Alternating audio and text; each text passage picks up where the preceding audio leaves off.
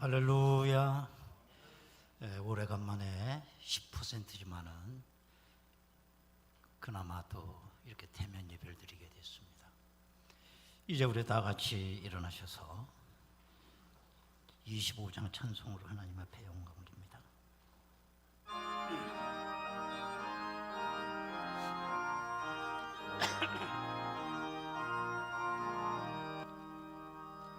멸류관 벗어서 주 앞에 드리세. 저 천사 기쁜 노래가 온 땅에 퍼지네. 네온하게 여서 주 찬송하여라. 온 백성 죄를 속하신 만왕의 왕일세. 멸류관 벗어서 주 앞에 드리세. 그 손과 몸의 상처가 영광 중 빛나네. 하늘의 전사도 그 영광 보고서 고난의 신비 알고자 늘은 모아도다. 멸류관 벗어서 주 앞에 드리세. 온 세상 전쟁 그치고 참 평화 오겠네. 주 보좌 앞에서 온 백성 엎드려 그 한량없는 영광을 늘 찬송합니다.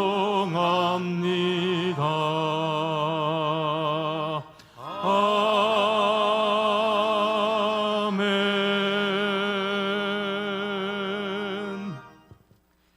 그러나 무릇 여호와를 의지하며 여호와를 의뢰하는 그 사람은 복을 받을 것이라. 그는 물가에 심어진 나무가 그 뿌리를 강변에 뻗치고 더위가 올지라도 두려워하지 아니하며 그 잎이 총총하며 가무는 해에도 걱정이 없고 결실이 그치지 아니함 같으리라. 만유의 주제이신 아버지 하나님, 그동안 비대면으로 영상으로밖에 예배를 드릴 수 없었지만 오늘 이 광복의 날에 정말 저희들이 10% 소수의 예배자가 모여 이렇게 하나님 앞에 예배하게 하시오니 감사합니다. 우리의 소수의 성도님들이 예배드리지만 하나님은 큰 영광 거두실 줄로 믿습니다. 이 땅에 광복을 허락하신 아버지 하나님, 이 민족을 불쌍히 여기사 하나님의 은총을 덧입는 민족이 되게 하여 주옵소서.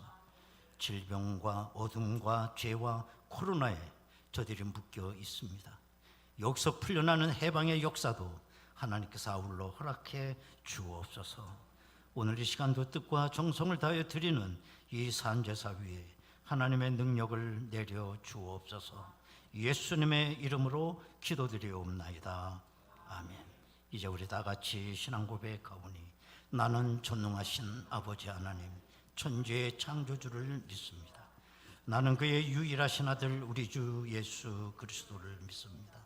그는 성령으로 잉태되어 동정녀 마리아에게서 나시고 본디오 빌라도에게 고난을 받아 장사된 지 사흘 만에 죽은 자 가운데서 다시 살아나셨으며 하늘에 오르시어 전능하신 아버지 하나님 우편에 앉아 계시다가 거기로부터 살아있는 자와 죽은 자를 심판하러 오십니다. 나는 성령을 믿으며 거룩한 공교회와 성도의 교제와 죄를 용서받는 것과 몸의 부활과 영생을 믿습니다. 아멘.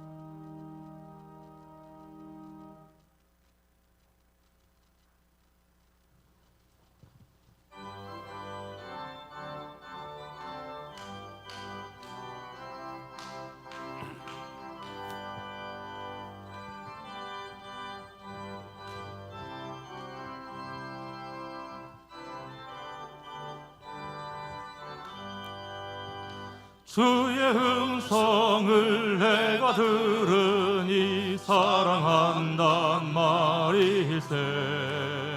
믿는 마음으로 주께 가오니 나를 영접하소서.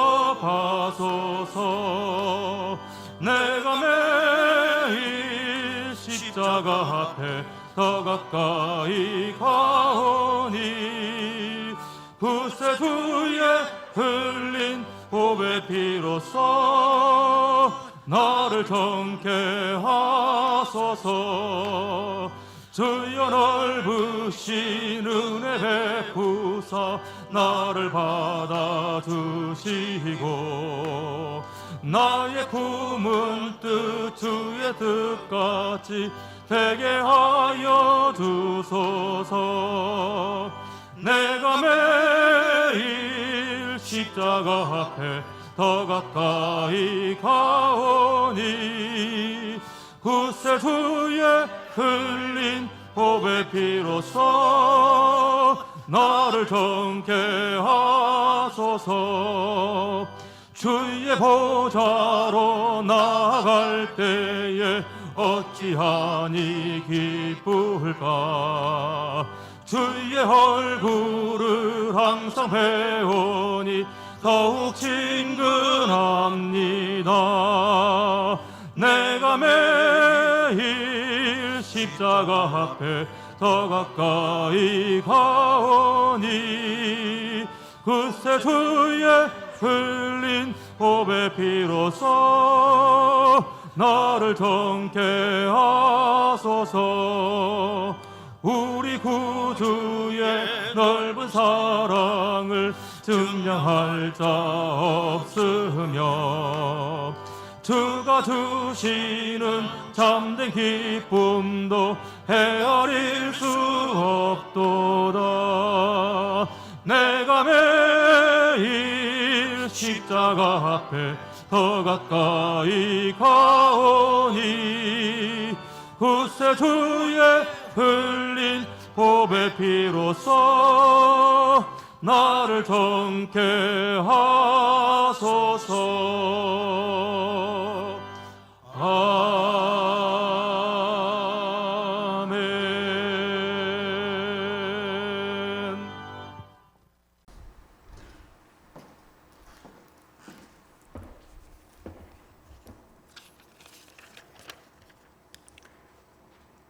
저희들의 모든 삶을 주장하시고 인도해 주시는 아버지 하나님, 오늘 복되고 거룩한 주님의 날에 저희 믿음의 자녀들이 한자리에 모여 간절한 마음으로 주님께 영광 올려드립니다. 지리했던 폭염도 계절의 변화 속에 저물어갑니다. 새로운 한 주를 주시고 나의 힘이 되시며 소망이 되시는 주님께 저희들 경배를 올려드립니다. 코로나와 생활경제 여러 모양으로 어려움이 우리의 어깨를 짓누를 때 하나님의 말씀은 어느 순간 우리의 뒷전으로 밀리고 세상의 원칙을 나도 모르게 따르고 있음을 깨닫습니다. 저희들의 행동을 용서하여 주시옵소서. 나는 죽고 내 안에 사시는 주님의 능력으로 모든 것이 형통하게 이루어지게 하시옵소서. 지금 이 땅에는 소망보다는 절망을 먼저 만나는 가슴 아픈 이들이 많습니다. 꽉 막힌 답답한 가슴으로 신음하는 사람, 질병으로 힘든 삶을 살아가는 이들을 치유하시는 하나님의 마음을 품게 하시옵소서. 사랑의 주님, 이를 위하여 성령의 9가지 열매를 기도하게 하시고 나와 하나님과의 관계, 사람과의 관계가 형통해지기를 소원합니다. 멈출 줄 모르는 코로나 확산으로 그동안 대면 예배가 아닌 동영상 예배로 인하여 해이해지기 쉬운 우리의 믿음을 지켜주시고 우리의 영혼도 무장시켜 주셔서 내 영혼이 잘된 같이 범사가 잘되고 가정마다 강건해지는 축복이 있게 하여 주옵소서.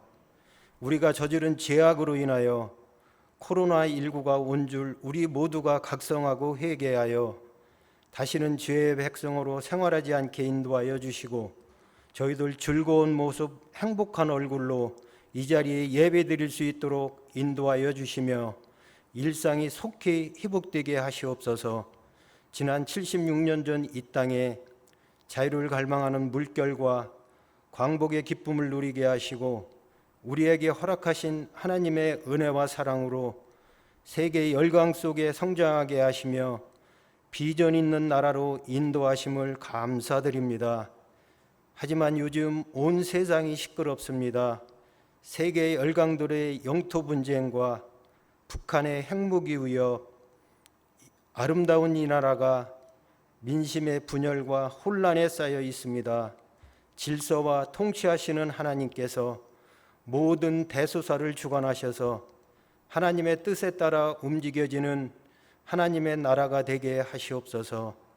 모든 일에 하나님의 말씀, 또한 말씀의 중심으로 모든 지킬 만한 것 중에 더욱 내 마음을 지켜라. 생명의 근원이 이에서 남이라 말씀하신 주님의 말씀에 순종하며 저희들 모두 헌신 봉사하는 마음을 갖게 하여 주시옵소서. 사랑의 주님, 아침 저녁 기온차가 있는 환절기입니다. 어르신들의 건강을 지켜주시고 주님께서 주신 생명의 세수를 다 누리고 하늘나라를 소망하며 즐거운 믿음의 나그네들이 되게 인도하여 주시옵소서. 오늘도 주님의 말씀을 들고 단위에 서신 목사님을 성령의 오른발로 붙들어 주시고 특별한 은혜로 동행하시며 전하는 말씀마다 권세 있게 하셔서 듣는 모두가 주님의 음성을 듣게 하시고 심령이 새롭게 변화되는 복을 누리게 하시며 또한 그 말씀에 한 주간도 승리할 수 있도록 도와주시옵소서. 찬양으로 하늘문을 여는 윤강로 집사님에게 복의 복을 더하여 주시고 홀로 영광 받아 주시옵소서. 감사드리며 우리를 죄에서 구원하신 예수 그리스도의 이름 의지하여 감사기도 드립니다. 아멘.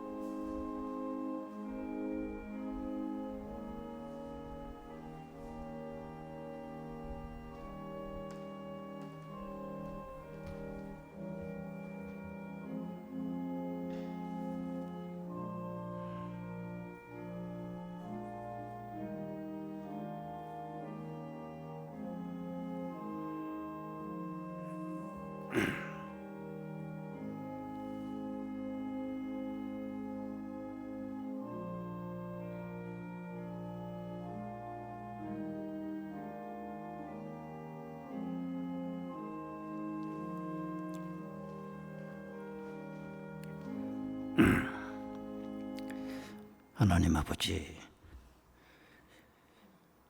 이렇게 10%의 성도님들이 모여 예배를 드립니다. 이 같은 시간에 각 처소에서 가정에서 영상으로 예배에 동참하는 우리 성도님들 동일한 은혜로 채워주시기를 원합니다. 코로나로 인해서 모든 것이 기초부터 흔들리는 이때에 특별히 소상공인들의 부르짖음이 있습니다. 저들을 위로하여 주시고 새 힘 허락하여 주옵소서. 하나님 아버지, 오늘도 귀한 예물을 드렸습니다. 이 어려운 가운데서도 성별에 드리는 예물이 오니 하나님께서 연락하시고 우리의 삶의 자리가 복되게 하여 주옵소서. 늘 하늘을 쳐다보며 땅을 쳐다보지 아니하며 소망 중에 승리하게 인도하여 주옵소서. 예수님의 이름으로 기도드리옵나이다. 아멘. 하나님의 말씀을 이제 보시겠습니다. 구약성경 사무엘하 6장 16절에서 19절까지 말씀입니다. 구약성경 사무엘하 6장 16절에서 19절까지 말씀입니다. 여호와의 궤가 다윗성으로 들어올 때에 사울의 딸 미갈이 창으로 내다보다가 다윗 왕이 여호와 앞에서 뛰놀며 춤추는 것을 보고 심중에 그를 없인 여기니라. 여호와의 궤를 메고 들어가서 다윗이 그것을 위하여 친 장막 가운데 그 준비한 자리에 그것을 두매 다윗이 번제와 화목제를 여호와 앞에 드리니라. 다윗이 번제와 화목제 드리기를 마치고 만군의 여호와의 이름으로 맹세 백성에게 축복하고 모든 백성 곧 온 이스라엘 무리에게 남녀를 막론하고 떡 한 개와 고기 한 조각과 건포도 떡 한 덩이씩 나누어 주매 모든 백성이 각기 집으로 돌아가니라. 아멘. 윤광노 집사님 특별 찬양으로 영광 올리시겠습니다.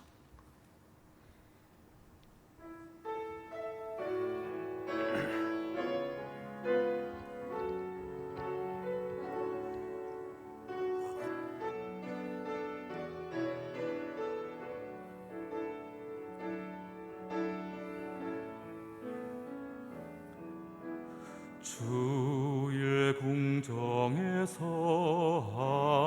한 날이 다른 곳에서 첫날보다 나은즉 악인의 장막의 거함보다 내 아버지 집 문지기가 좋사오니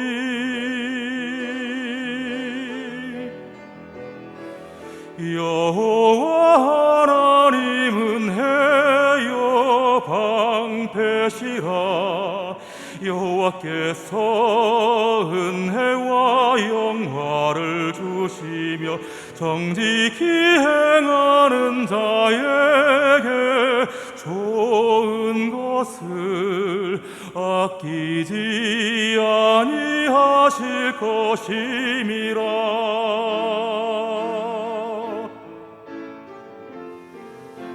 주의 궁정에서 한 날이 다른 곳에서 첫날보다 나은즉 악인의 장막의 거함보다 내 아버지 집 문지기가 좋사오니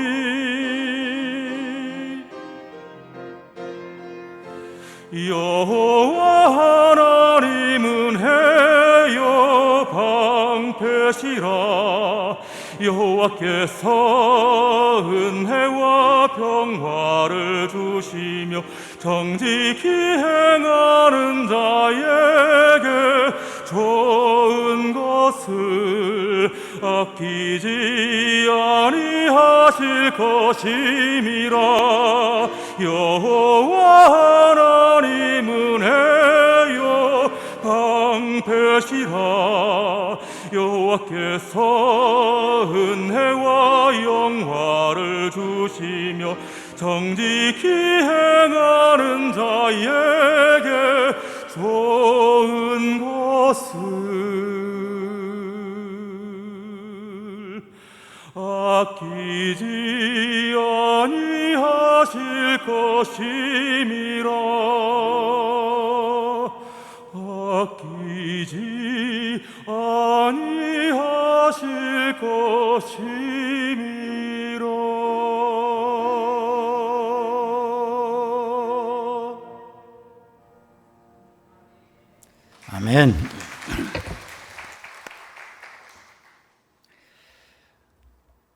소위 아담과 하와 증세라고 하는 말이 있습니다. 아담의 이브 신드롬이라고 얘기하는 거죠. 이거는 낙원에 있으면서도 불구하고 낙원에 있지 않는 겁니다. 하나님 곁에 있는 것 같으면서도 하나님을 떠나 있는 거예요. 이걸 아담과 하와 증세라고 얘기를 합니다. 예수님의 비유 말씀 가운데 이런 말씀이 있습니다. 예수님께서 문 밖에 있는 사람들을 향해서 나는 너희를 도무지 알지 못한다라고 말씀하셨어요. 그랬을 때에 문 밖에 있는 사람들이 주님께 강력하게 항의를 합니다. 우리가 주의 이름으로 선지자 노릇도 하고 주의 이름으로 귀신도 쫓고 주의 이름으로 수많은 권능을 행하지 않았습니까? 그러니까 이 사람들은 자기들은 생각하기를 문 안에 있어야 될 사람으로 생각을 한 거예요. 이게 그야말로 아담과 하와 증세라고 할 수가 있습니다. 오늘날 현대인들에게 있어서 가장 심각한 문제가 있다고 하면 아담과 하와 증세입니다. 나름대로는 열심히 교회를 다녔고 나름대로는 열심히 봉사활동도 했기 때문에 나는 천국 문 안에 있는 사람으로 생각을 하고 있는 거예요. 그러나 그날에 가서 우리 주님께서 나는 너를 도무지 알지 못한다고 할 때 우리가 어떻게 되겠습니까, 여러분? 이스라엘 백성이 가나안 땅에 들어가고 400년 동안 사사 생활을 끝난 다음에 어느 날 갑자기 이스라엘 백성들이 하나님 앞에 우리도 이방 나라처럼 왕을 세우게 해달라고 졸라대기 시작한 것입니다. 하나님께서 허락하셨어요. 그래서 이스라엘의 최초의 왕으로 세워진 사람이 사울왕이었습니다. 성경은 사울왕에 대한 외모에 대해서 이런 말씀을 하고 있습니다. 사무엘상 10장 23절에 보면 그들이 달려가서 거기서 그를 데려오매 그가 백성 중에 손이 다른 사람보다 어깨 위만큼 컸더라 그랬습니다. 사울의 외모가 얼마나 건장했든지 보통 사람과 이렇게 서면 어깨 위 하나가 더 크더라는 거예요. 자, 누가 보아도 이 사울은 임금감이었습니다. 때문에 어느 누구도 사울이 왕이 되는 것에 대해서 이의를 제기하는 사람이 없었고 수많은 백성들의 절대적 지지 속에 이 사울이 초대 왕으로 되는 것입니다. 자, 그런데 사울은 그렇게 외모는 걸출했습니다마는 속은 그렇지 못했어요. 그는 왕이 되자마자 속에 있는 기질이 서서히 밖으로 드러나기 시작을 했습니다. 사울은 그야말로 열등감과 시기의 사람이었다는 걸 볼 수가 있어요. 아시는 대로 골리앗을 죽인 다윗의 인기가 하늘 높은 줄 보고 올라가게 됐을 때에 사울이 그야말로 다윗을 시기하고 있지 않습니까? 열등감이죠. 여러분, 다윗이 누구예요? 자기 사위 아닙니까? 그러나 그 속에 그야말로 열등감과 시기가 심히 있어서 그게 밖으로 표출돼 나오는 거예요. 또 뿐만 아니라 이 사울은 인본주의자였습니다. 아말렉과의 싸움에서 사무엘 선지자가 늦게 오게 될 때에 다급한 나머지 이 사울이 제사장이 집례하는 제사를 자기가 집례했어요. 이거 인본주의예요. 누가 인도하면 어떠냐는 겁니다. 또 뿐만 아니라 이 사울은 다혈질의 사람이었습니다. 다윗이 자기 앞에 검고를 탈 때에 이 사울은 단검을 갖다 던졌어요. 얼마나 이 다혈질의 사람이에요. 또 뿐만 아니라 수많은 세월 동안 미친 개처럼 다윗을 죽이기 위해 쫓아다녔어요. 그가 인생 말년에는 악신에 사로잡혀 정신병자처럼 그는 정상적 생활을 하지 못하고 블레셋과의 마지막 길보아 전투에서 그는 전사를 하고 맙니다. 사울이 죽었을 때에 어느 한 사람도 그 죽음을 슬퍼하는 사람이 없었어요. 이렇게 사울왕이 죽게 되자 다윗이 이스라엘의 제2대 왕이 되었습니다. 그런데 아이러니컬하게도 이 다윗과 사울은 정반대의 사람이었어요. 사울은 기골이 얼마나 장대한지 그야말로 보통 사람보다 어깨 위 하나가 컸다고 얘기했습니다. 그런데 비해서 이 다윗은 이세의 8번째 막내 아들로서 계집아이 같이 생긴 아주 준수한 소년이었어요. 아버지의 양을 치는 목동 생활을 했습니다. 어느 누가 봐도 이 다윗을 왕으로 생각하는 사람 없습니다. 심지어는 아버지 이새도 그런 생각을 해본 적도 없습니다. 뿐만 아니라 이새의 집에 기름을 부으러 간 사무엘 선지자도 다윗을 왕으로 생각한 적이 없어요. 사무엘상 16장 11절 12절입니다. 또 사무엘이 이새에게 이르되 네 아들들이 다 여기 있느냐? 이새가 이르되 아직 막내가 남았는데 그는 양을 지키나이다. 사무엘이 이새에게 이르되 사람을 보내 그를 데려오라. 그가 여기 오기까지는 우리가 식사 자리에 앉지 아니하겠노라. 이에 사람을 보내어 그를 데려오매 그의 빛이 붉고 눈이 빼어나고 얼굴이 아름답더라. 여호와께서 이르시되 이가 그니 일어나 기름을 부으라 하시느니라. 사무엘 선지자조차도 그 어린 다윗이 임금감이라고 하는 건 생각하지 못했어요. 사무엘은 가만히 보니 이세 여러 아들 가운데 첫째 아들 엘르압이 아주 건장하고 씩씩하게 생겼어요. 이 첫째 아들이 임금감이구나 하고 엘르압에게 기름을 부으려고 할 때에 하나님이 사무엘 선지자를 말리면서 이렇게 말씀하십니다. 사무엘상 16장 7절에 보면 여호와께서 사무엘에게 이르시되 그의 용모와 키를 보지 말라. 내가 이미 그를 버렸노라. 내가 보는 것은 사람과 같지 아니하니 사람은 외모를 보거니와 나 여호와는 중심을 보느니라 하시더라. 이게 결론이에요. 하나님이 다윗을 인정한 것은 외모 때문이 아니었어요. 뭐 때문이냐? 중심 때문이었어요. 중심 때문에. 이것이 사울왕과 다윗의 다른 점이었습니다. 그러면 다윗의 중심이 어떻게 했다는 거냐? 여호와의 영이 다윗의 중심에 충만했다는 거예요. 사무엘상 16장 13절을 보면 사무엘이 기름 뿔병을 가져다가 그의 형제 중에서 그에게 부었더니 이날 이후로 다윗이 여호와의 영에게 크게 감동되니라. 사무엘이 떠나서 라마로 가니라. 이게 사울과 다윗이 다른 점이었어요. 다윗의 중심에 여호와의 영이 충만했다는 거예요. 그런데 비해서 사울은 악신이 충만했어요. 그 속에. 사무엘상 16장 14절에 보면 여호와의 신이 사울에게서 떠나고 여호와의 부르신 악신이 그를 번뇌케 한지라 그래요. 여러분, 외모라고 하는 건 얼마든지 사람 속일 수 있습니다. 이스라엘 백성이 사울왕의 외모를 보고 속은 거 아니에요. 그리고 왕을 세운 거 아닙니까? 보통 악어의 눈물이라고 하는 말을 많이 쓰죠. 가짜 눈물을 갖다 비유를 하는 말이에요. 이 악어라고 하는 짐승은 먹잇감을 삼킬 때에 입안을 촉촉히 수분으로 적시기 위해서 먹잇감을 먹을 때에 눈물을 흘려서 눈물로 자기 입을 촉촉히 적신다는 거예요. 그런데 이런 악어가 먹잇감을 먹는 걸 겉으로 이렇게 보면 먹잇감이 불쌍해서 우는 것 같이 보여요. 이거 악어의 눈물에 사람 속이는 거죠. 그 옛날 나치 독일의 히틀러는 아주 연기적으로 자유자재로 울었다는 거예요. 울고 싶으면 그냥 우는 거예요. 그것도 참 재주죠. 어떤 일이 자기 계획대로 풀리지 않냐면 마치 발작하듯이 대성통곡을 갑자기 울 수 있었다는 거예요.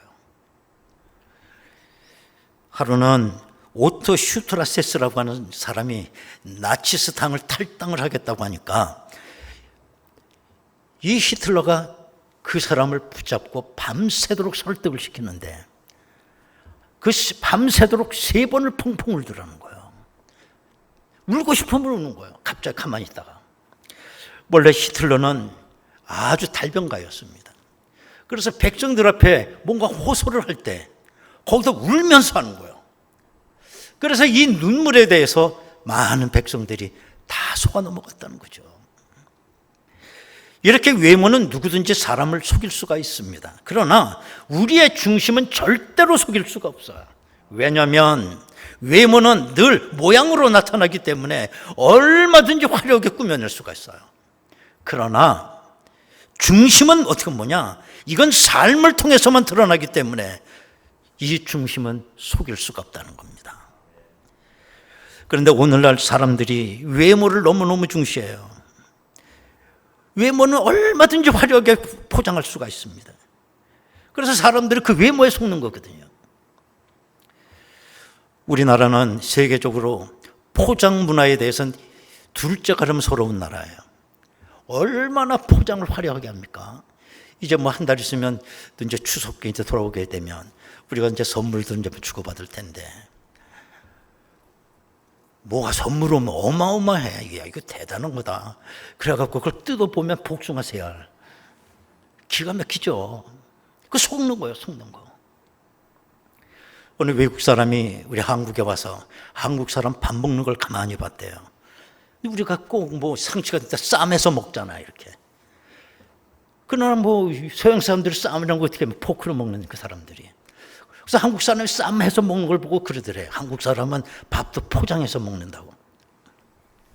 그 일리가 있는 말이에요. 근데 사람은 물건만 포장하느냐? 그러지 않아요. 사람 얼굴도 완벽하게 포장합니다. 화장도 어느 정도 해야 되는데 지나친 게 문제죠. 그렇다고 뭐 저는 화장 반대론자는 절대 아닙니다. 저는 화장 예찬론자예요. 내가 늘 농담 삼아 얘기지만 나는 하나님이 아니기 때문에 중심을 못 본다. 난 어차피 난 외모를 본다. 난 외모 봐요. 여러분도 다 난 외모 봐. 여러분 중심은 난 못 봐. 근데 어떤 분은 화장을 안 하고 교회 예배 나온 사람이 있어요, 가끔. 이건 대단한 신뢰예요. 첫째는 하나님께 신뢰하는 겁니다. 두 번째는 자기 얼굴을 보는 모든 사람에게 신뢰를 하는 거예요. 그 다음에 세 번째는 자기 자신에게 신뢰하는 겁니다. 화장은 기쁨이에요. 내가 아름다워지는 기쁨이 있고 내가 업그레이드되는 기쁨이 있는 거죠. 자, 그런데 문제는 무슨 용기로 생얼로 예배를 나오냐 말이야. 생얼로. 여러분 아직 포기하기를 조금 신경 쓰면 그 말에도 볼 수 있어, 봐줄 만해요. 신경 좀 써 좀. 그런데 이제 문제는 너무 과한 거죠. 누가 누군지 못 알아봐. 탈바가지 하나 쓴 것 같아. 겁나. 하나님도 그 사람 못 알아볼 것 같아. 고천중학교 산부예배 시간에 드리는 그 사람 누구야? 하나님도 그럴 거 아니겠어요. 그러나 이 외모는 금방 벗겨지는 거예요. 그런데 우리가 이 외모 지상주의에 물들어 있다라는 것입니다. 다윗은 여호와의 신으로 충만한 사람이었습니다. 그 속 사람의 모습이 그의 삶을 통해 드러나는 거예요. 속일 수가 없어요. 블레셋의 전설적인 장군 골리앗이 이스라엘을 쳐들어왔을 때 이스라엘의 군대가 맞바람에 개눈 감추듯이 다 숨어버렸어요. 그 기골이 장대한 사울왕도 다 숨어서 벌벌 떨고 있습니다. 정말 등치값도 못하는 거죠.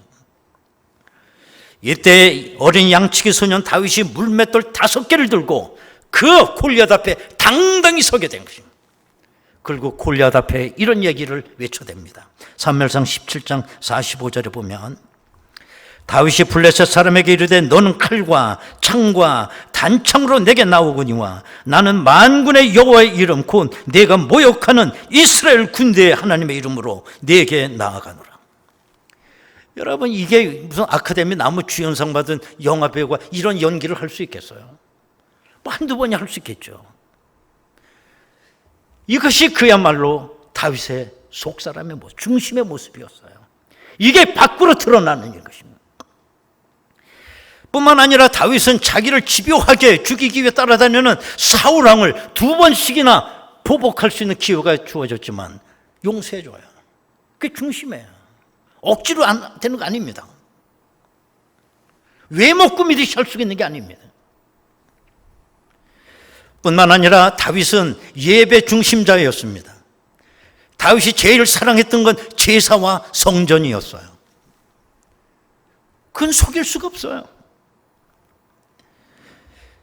그가 얼마나 성전을 사랑했는지 시편 27편 4절을 보면 내가 여호와께 바라는 한 가지 일 그것을 구하리니 곧 내가 내 평생에 여호와의 집에 살면서 여호와의 아름다움을 바라보며 그의 성전에서 사모하는 그것이라. 이게 다윗의 중심이었습니다. 자기 생전에 성전을 건축하고 싶어서 안달을 했던 사람이에요. 자기는 백향목에 이렇게 편하게 사는데 하나님의 성막이 저렇게 누추하게 버려진 채 있다는 거, 이게 마음에 걸린 거예요. 역대상 17장 1절에 보면 다윗이 그 궁실에 거할 때에 선지자 나단에게 이르되 나는 백향목궁에 거하거늘 여호와의 언약궤는 휘장 밑에 있도다 탄식했어요. 이게 다윗의 중심이었습니다. 우리가 지금 코로나 시대를 살아가면서 우리들이 과연 제사를 얼마나 사랑하며 하나님의 성전을 얼마나 눈물을 쏟으며 과연 사모하고 있는가? 이게 과연 우리의 중심이거든요. 만약에 코로나가 이제 깨끗이 종식이 돼서 옛날 코로나 이전 시대가 됐을 때에 얼마나 많은 성도들이 제자리로 돌아올까? 회의적이에요. 코로나는 여러 가지 효과가 있는 것 가운데 진짜와 가짜를 분별한다는 거예요. 오늘 많은 그리스도인들이 예배를 마음 중심으로 드리는 것이 아니라 그냥 종교 의식 치르고 가는 거예요. 아주 몸이 건조한 예배를 드리고 나도 종교 의무를 다했다는 그런 자부심을 갖고 죄책감 없이 그리고 간다는 거죠. 조사한 통계가 있습니까? 그 보니까 예배 시간에 딴 생각하고 앉아있는 사람이 31.5%, 졸고 앉아있는 사람이 13.8%, 뭐 주보를 탐독한다거나 또 다른 걸 만지작거리는 사람들이 11.2%, 이걸 모두 합치면 거의 60% 사람이 그냥 앉았다 간다는 거예요. 종교적 의무만 다 하고.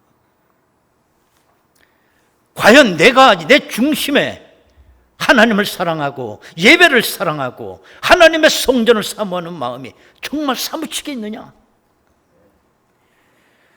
여러분, 오늘 본문을 봐도 하나님 앞에서 기뻐서 춤을 추는 다윗의 모습을 봅니다. 하나님의 언약궤를 예루살렘 다윗성으로 모셔오는 일입니다.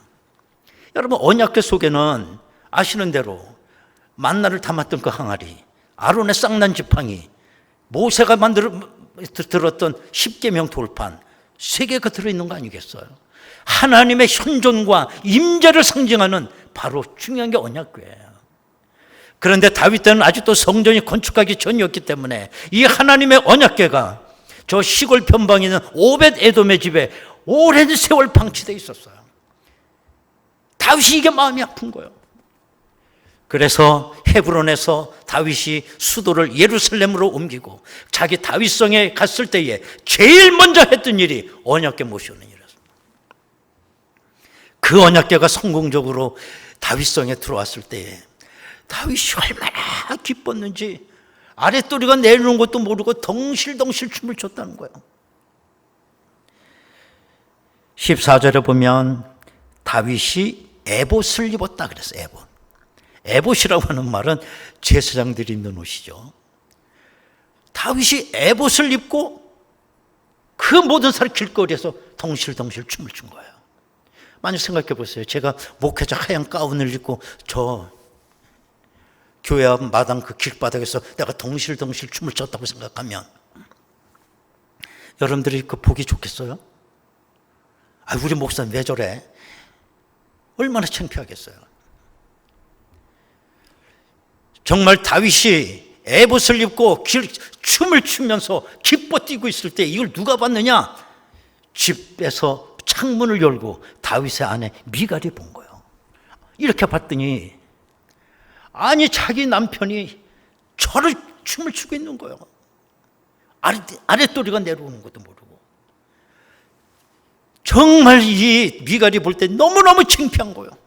오늘 본문에 보면 업신여겼다고 합니다. 업신여겼다. 16절에 보면 여호와의 궤가 다윗성으로 들어올 때에 사울의 딸 미갈이 창으로 내다보다가 다윗 왕이 여호와 앞에서 뛰놀며 춤추는 것을 보고 심중에 그를 업신여기니라. 여러분, 미갈이 누구예요? 사울 왕의 딸이 아닙니까? 공주잖아요. 아마 그래서 미갈은 이 왕궁에서 태어났기 때문에 태어났을 때 그 이후부터 왕궁 교육을 받았을 것이고 왕궁의 예절과 도덕을 훈련받았을 거예요. 아주 예의 반듯하고 정확한 여인이죠, 외모를 보면. 그런데 그 미갈의 눈에 다윗을 보니 너무너무 천박해. 아니, 왕이 왜 저래? 왕의 품위가 있지. 그러나 미갈은 외모뿐이었어요. 그의 속사람은 아무것도 없는 천박한 것이었어요. 그러나 반대로 이 다윗은 목동 생활을 해서 그런지는 몰라도 그런 예절, 왕궁 그런 거 제도가 몰라. 그냥 내 마음속에 여호와의 영이 충만하니까 그걸 기뻐서 춤을 표현한 거예요. 속사람이 충만한 거죠, 다윗은. 오늘날 이런 성도들이 많습니다. 갑돌이와 갑순이가 사랑을 했지만 안 그런 척하고 있는 거예요. 난 여러분들의 얼굴을 보면 은혜를 받은 건지 안 받은 건지 받을 건지 앞으로 도무지 알 수가 없어. 왜 안 그런 척하고 앉아요? 뭐가 은혜를 받으면 뭐가 달라야 될 거 아니겠습니까? 안 그런 척하고 있으면 어떡해? 왜 안 그런 척하고 있는 겁니까?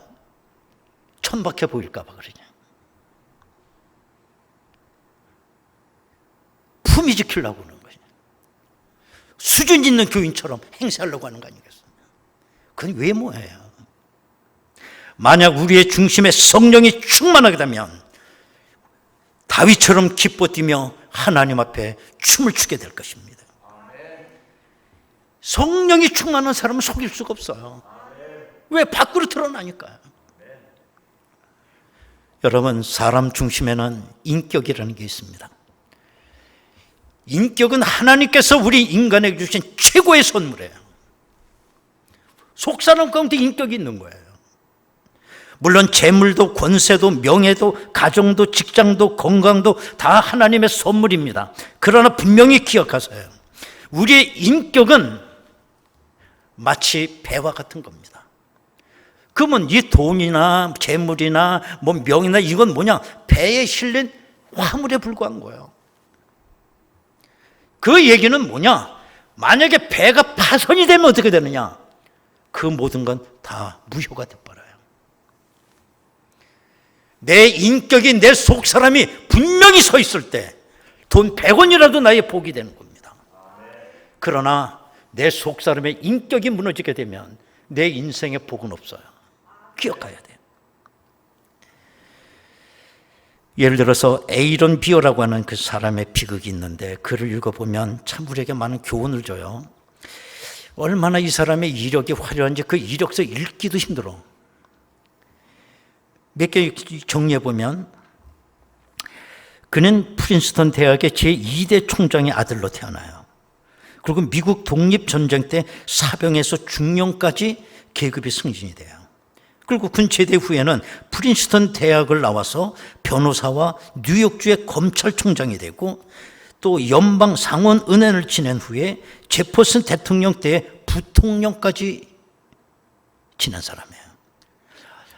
요약해서 이 정도인데 이보다 어떻게 더 많은 복을 받을 수가 있었나요? 근데 이 복을 관리하는 건 뭐라고 그랬어요? 인격이라고 그랬어요. 인격이라는 배에 이게 실리는 것. 그런데 이 사람은 평생 자기가 정적으로 생겼던 해밀턴이라고 하는 사람을 미워한 나머지 1804년도에 해밀턴에게 결투를 신청해요. 그러니까 두 사람이 목숨 걸고 치킨 게임 하듯이 싸운 거예요.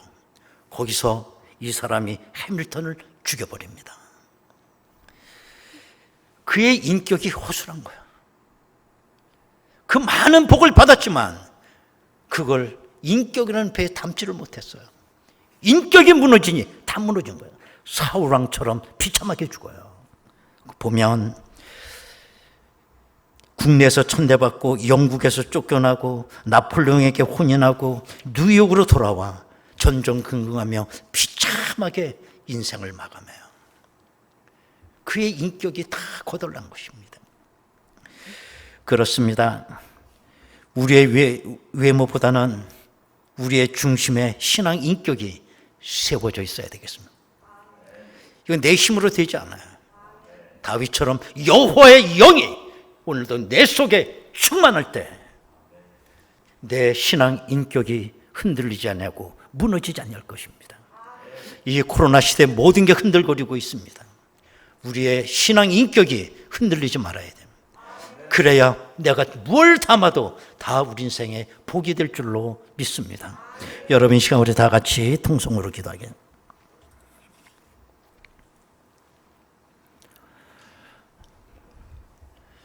하나님은 외모보다 우리의 중심을 보신다고 했습니다. 지금 우리는 외모 중심주의 시대를 살아가고 있어요. 다 껍데기가 화려합니다. 또 그 껍데기에 우리는 속아 넘어가요. 그러나 하나님은 우리의 중심을 보세요. 과연 내 중심에 신앙 인격이 온전히 세워져 있느냐? 인격이라는 건 배와 같아서 인격이 무너지면 거기에 담아놓았던 모든 재물과 모든 것들은 한순간에 날아가 버립니다. 하나님 아버지, 이 코로나 시대에 무엇보다도 우리의 속사람이 흔들리지 않기를 원하고 하나님의 영으로 말미암아 내 신앙 인격이 온전히 세워질 수 있도록 주여 저희들을 붙잡아 주옵소서. 다 같이 통성으로 기도하겠습니다. 은혜로우신 아버지 하나님, 감사합니다. 오늘 저희들이 하나님 앞에 나와 우리의 속사람 신앙 인격을 바로 세우라고 하는 말씀을 주셨습니다. 하나님 아버지, 모든 것이 껍데기가 화려하고 정말 외모 지상주의 속에 우리가 살아가고 있습니다. 얼마나 많이 껍데기에 속고 있는지 알 수가 없습니다. 그러나 하나님은 나의 중심을 헤아리시는 줄로 믿습니다. 아버지 하나님, 오늘도 하나님 앞에 우리의 신앙 인격이 온전히 세워질 수 있도록 오늘도 우리의 심령 속에 여호와의 영을 부어 주시옵소서. 은혜로우신 아버지 하나님, 모든 것이 화려하고 껍데기뿐입니다. 얼마나 많이 껍데기에 우리는 속고 사는지 알 수가 없습니다. 우리 껍데기 교인 되지 않게 하옵소서. 하나님께서 보시는 건 우리의 중심과 내 중심 속에 신앙 인격이 온전히 세워져 있는지 여호와의 영으로 충만케 하사 흔들리지 않게 하옵소서. 예수님의 이름으로 기도하옵나이다. 아멘. 461장입니다.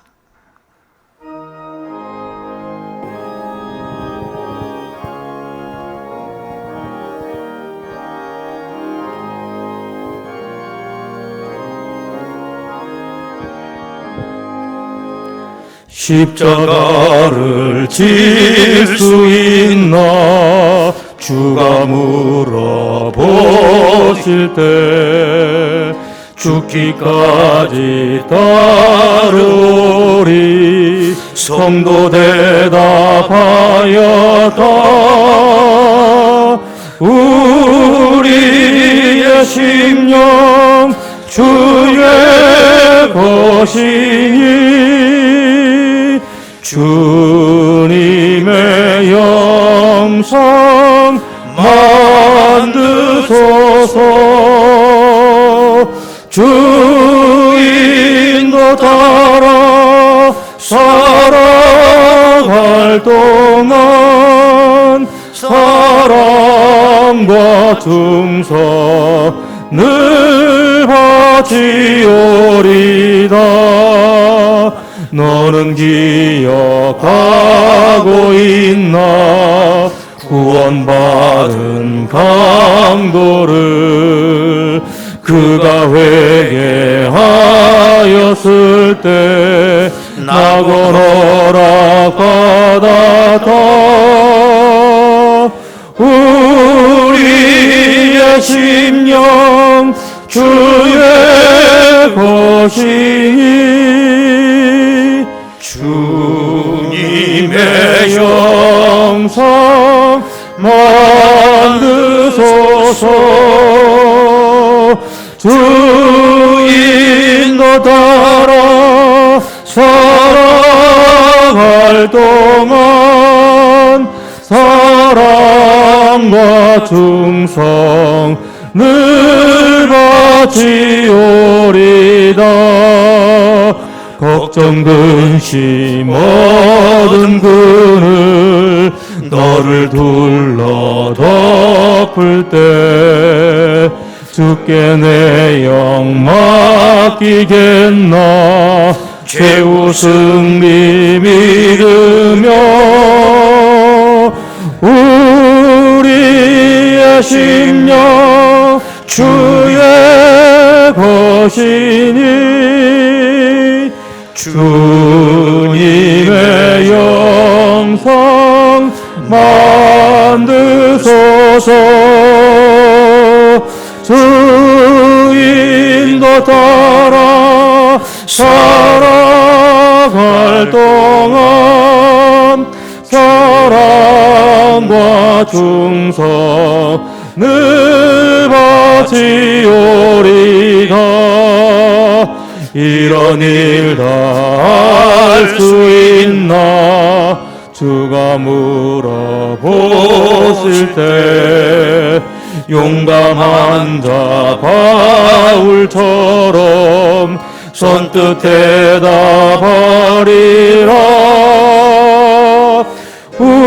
우리의 심령 주의 것이니 주님의 형상 만드소서. 주 인도 따라 살아갈 동안 사랑과 충성을 바치오리다.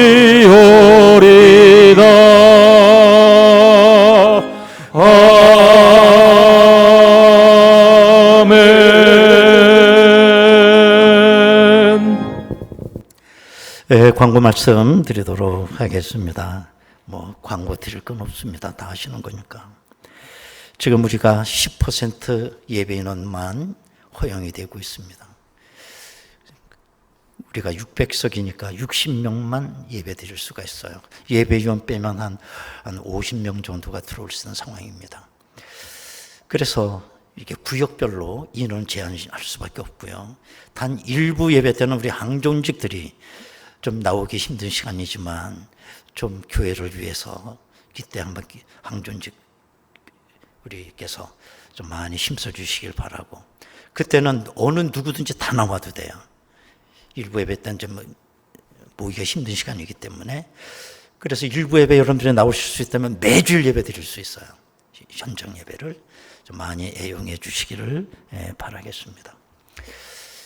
많은 목사님들도 이해를 할 수가 없다는 게 10% 되자는 거 이해가 되는데 99명까지는 넘으면 안 된다는 거 이해를 못 하겠어요. 저도.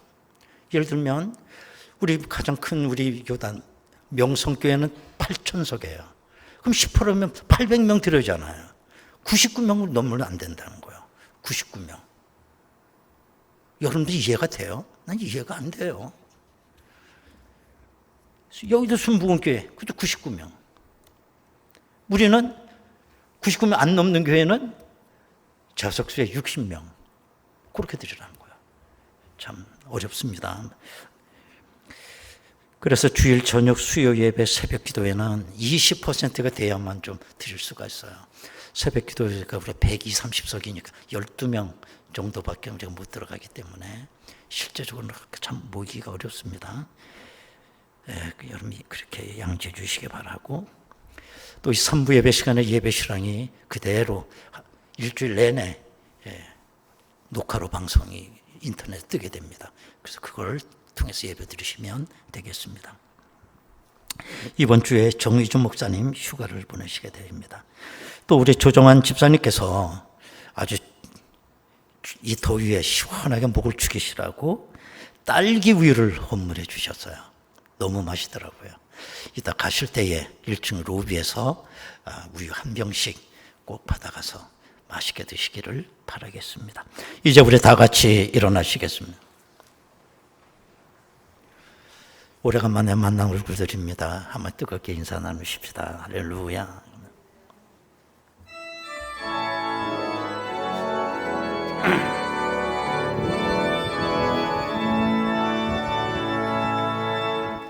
이 땅의 황무함을 보소서. 하늘의 하나님 긍휼을 베푸시는 주여, 우리의 죄악 용서하소서. 이 땅을 고쳐 주시옵소서. 주여 믿습니다. 이제 우리 모두 하나 되어 이 땅에 무너진 이 초를 다시 쌓을 때 우리의 우상들을 대신 성령의 불 임하소서. 부흥의 불길 타오르게 하소서. 진리의 말씀 이 땅 새롭게 하소서. 은혜의 강물 흐르게 하소서. 성령의 바람이 불게 하옵소서. 성령의 바람이 불어와 오 주의 영광 가득한 새날 주소서. 오 주님 나라 이 땅에 임하소서. 부흥의 불길, 부흥의 불길 타오르게 하소서.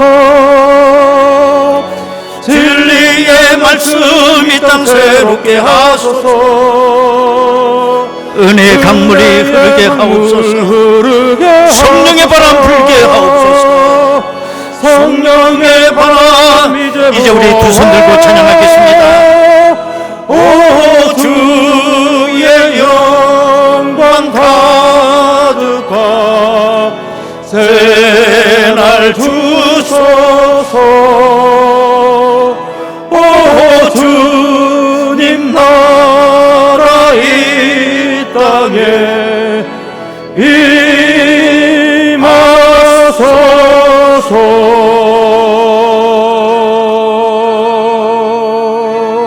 할렐루야. 우리 하나님께 박수로 영광 올립니다. 아멘. 지금은 우리 주 예수 그리스도의 은혜와 아버지 하나님의 극진하신 사랑하심과 성령님의 감동하시고 교통하시는 은혜가 오늘도 나의 속사람과 신앙인격이 하나님 앞에 바로서 하나님 앞에 영광 올리며 코로나 시대에 승리하기를 원하는 하나님의 귀한 백성들, 저들의 가정과 일터와 그 다음에 저들의 자녀들과 이 나라와 민족 위에 지금으로부터 영원토록 함께 하시옵기를 간절히 축원하옵나이다. 아멘.